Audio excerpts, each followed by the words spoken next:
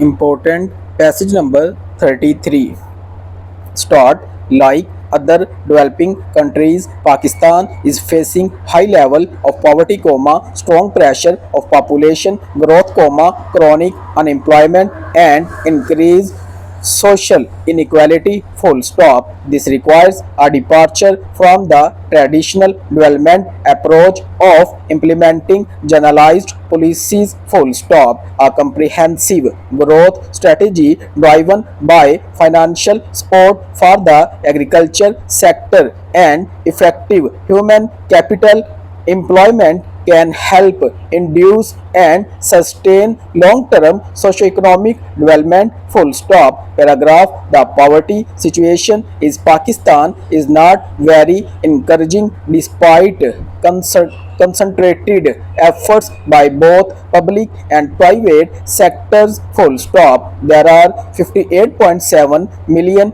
facing multidimensional poverty and experiencing the effects of poor health, lack of education, inadequate living standards, low income, poor working conditions and violence threats. Full stop. Pakistan belongs to the list of countries most exposed to poverty risks. Full stop. It is at the 146th position out of 187 nations on the Human Development Index. Full stop. The influence of natural disasters has made the economic situation development worse for the poor and reversed the achievements credit by poverty reduction programs over the years. Full stop. The earthquake of 2005 and two back floods in 2010 and 11 I have also added to the poverty levels of the country. Full stop. The country is also experiencing a high level of inequality. Full stop. Paragraph. The current state of poverty and inequality is leading to social issues and negative economic implications. Full stop. There has been an increase in suicide and illegal organ sale cases. Full stop. The government is committed to reducing poverty and closing the inequality gap. Full stop. In addition to a focus on larger growth driving policies, a lot of direct effect programs are also providing quick relief to the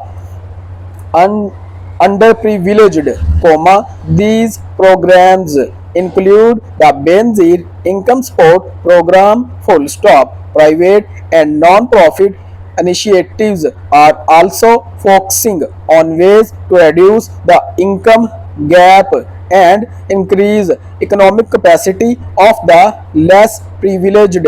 Highly dedicated, efforts from individuals, corporations and the non-government sector are playing their bit to control and reduce poverty. Full stop. Despite all these efforts programs, the poverty level in Pakistan stands high and is acute, requiring a quick response. Full stop. It cannot wait for the trickle down effect on economic growth. Full stop. There is an urgent need for targeted policies with efficient and direct impact on the worsening situation. Full stop. No doubt, development, growth, employment generation and poverty alleviation have also been the focus of social policies and programs in Pakistan. Full stop. However, the benefits